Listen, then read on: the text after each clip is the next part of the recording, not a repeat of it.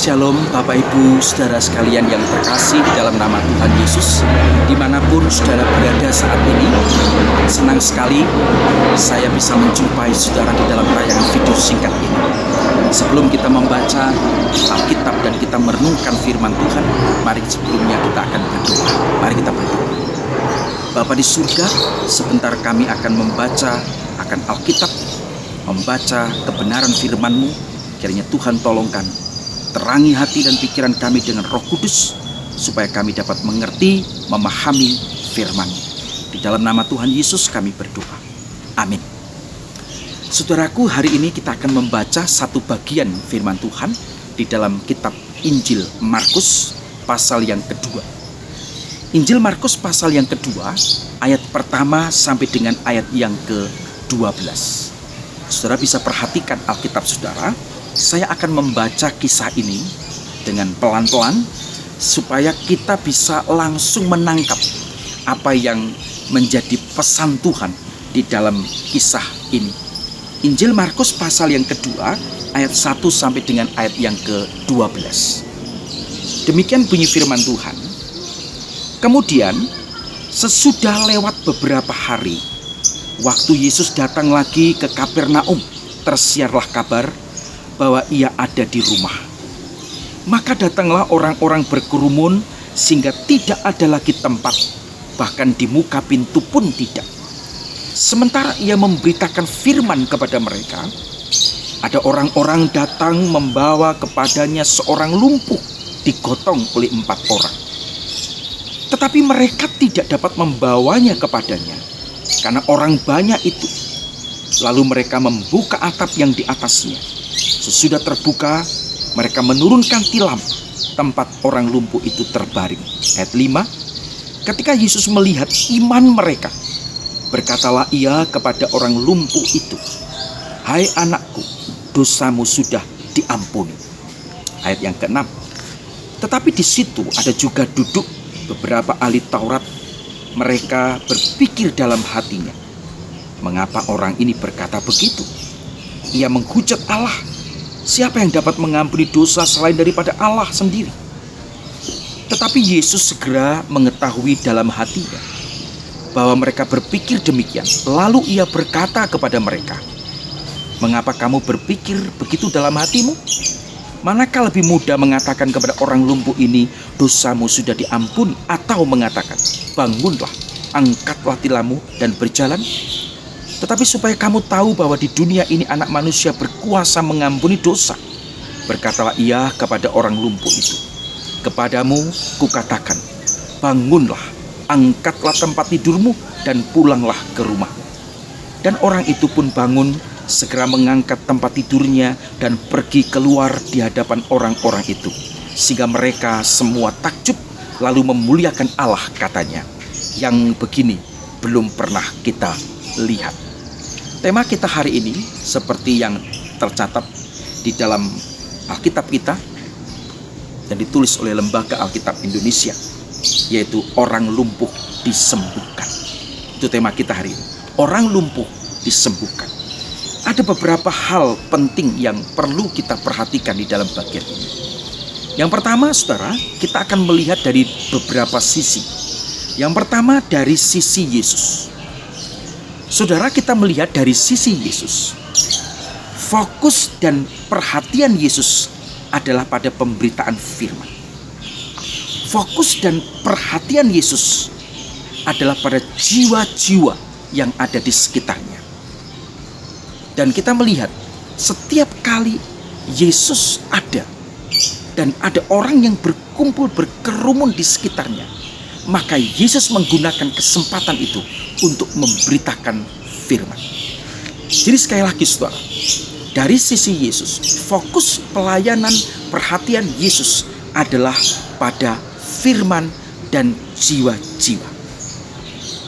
Lalu dari sisi Yesus kita juga bisa melihat dalam kisah ini bahwa Yesus sanggup dan berkuasa untuk mengampuni dosa dan menyembuhkan orang yang sakit.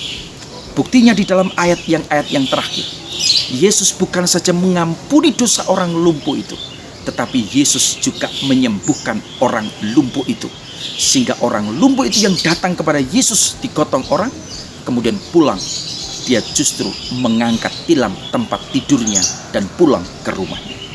Itu dari sisi Yesus. Dia selalu perhatian pada jiwa. Dia selalu perhatian kepada firman. Saudara dikasih oleh Tuhan, bagaimana dengan kehidupan kita? Sebagai orang Kristen, apa yang menjadi perhatian utama di dalam kehidupan kita, khususnya sebagai hamba Tuhan? Apakah tetap firman? Apakah tetap jiwa-jiwa yang ada di sekitar kita? Ataukah hal lain yang menjadi perhatian kita? Dari sisi yang kedua, yaitu dari sisi 4 orang yang menggotong orang lumpuh. Ada hal yang sangat menarik kalau saudara perhatikan dari sisi 4 orang ini.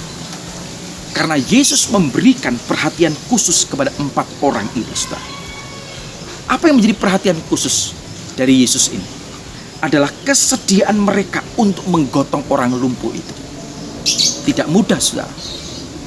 Karena orang-orang pada saat itu menjadi orang-orang yang egois. Tetapi keempat orang ini, dia mau untuk menggotong orang lumpuh ini. Di tengah-tengah manusia yang egois, keempat orang ini lebih memilih untuk memikirkan orang lain ketimbang dirinya sendiri. Dia menggotong orang lumpuh itu, kemudian mengajaknya, membawanya kepada Yesus. Perhatian yang paling juga menyoroti dan paling menarik adalah iman mereka. Yesus memperhatikan iman daripada keempat orang ini. Iman yang mereka miliki adalah iman yang hidup. Iman yang percaya, yakin bahwa Yesus dapat memberi pertolongan dan menyembuhkan orang lumpuh itu. Iman yang, keyakinan yang begitu kuat itulah yang mendorong keempat orang ini untuk membawa orang lumpuh itu datang kepada Yesus. Dan kita juga bisa melihat dari sisi orang lumpuh ini, mereka tidak mudah menyerah. Walaupun mereka menghadapi hambatan, tidak bisa menerobos orang-orang yang karena begitu banyaknya, mereka tidak kehilangan akal. Mereka naik ke atap di mana Yesus berada dan kemudian membongkar atap rumah itu dan menurunkan orang lumpuh itu supaya orang lumpuh itu bertemu dengan Tuhan Yesus. Keempat orang ini tidak menyerah sampai kepada tujuan mereka itu tercapai. Dan ayat yang kelima, saudara melihat, ketika Yesus melihat betapa kuat keyakinan mereka bahwa Yesus dapat memberi pertolongan, Yesus berkata kepada orang sakit itu, "Anakku, dosamu sudah diampuni." Menarik sekali, Yesus memperhatikan iman keempat orang ini dan kemudian menyembuhkan orang yang lumpuh itu. Saudaraku yang dikasih oleh Tuhan, itu dari sisi Yesus, dari sisi 4 orang yang menggotong. Bagaimana dengan kita, saudara? Di tengah-tengah manusia, masyarakat yang makin egois, yang makin memikirkan keinginannya sendiri, makin memikirkan dirinya sendiri, adakah kita juga memikirkan orang lain? Adakah kita juga peduli kepada orang lain? Maukah kita juga memikirkan orang lain, mendahulukan orang lain? Ataukah kita coba saja lihat dari sisi orang banyak itu? Mereka menjadi orang-orang yang egois. Mereka tahu, saudara, ada orang lumpuh yang digotong oleh 4 orang yang membutuhkan pertolongan Yesus. Tetapi mereka tidak mau memberi mereka jalan. Mereka tetap duduk di situ.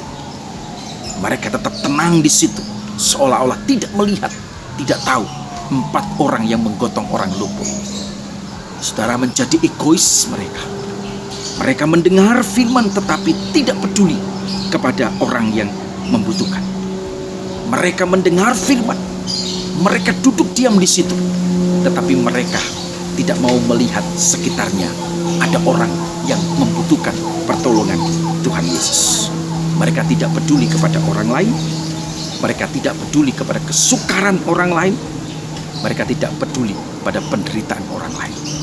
Saudara yang dikasih oleh Tuhan, bagaimana dengan kita?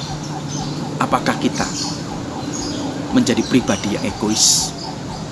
Apakah kita menjadi orang Kristen yang hanya memikirkan dirinya sendiri, yang terlihat tekun, yang terlihat taat, yang terlihat mendengar khotbah dengan baik, tetapi mata kita tidak mampu melihat keluar, tidak mampu melihat orang lain yang membutuhkan pertolongan, tidak mampu melihat penderitaan orang lain yang membutuhkan pertolongan.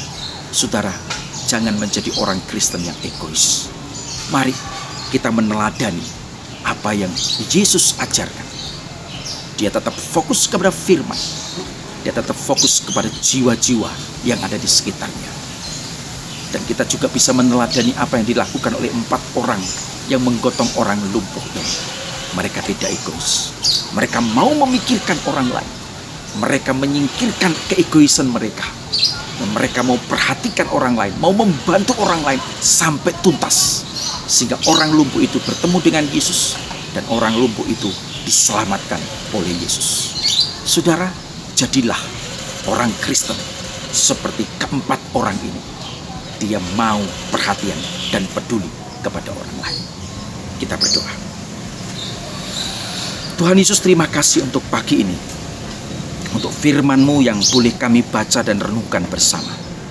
Biar firman-Mu ini boleh menguatkan iman kami, boleh menegur kami, boleh meruntuhkan akan keegoisan kami, supaya kami tetap menjadi pribadi yang memikirkan orang lain, yang melihat kesulitan, penderitaan orang lain, membutuhkan pertolongan, dan biarlah Tuhan menolong kami, supaya kami yang sanggup, yang bisa, dan juga menolong orang lain untuk datang kepada Yesus.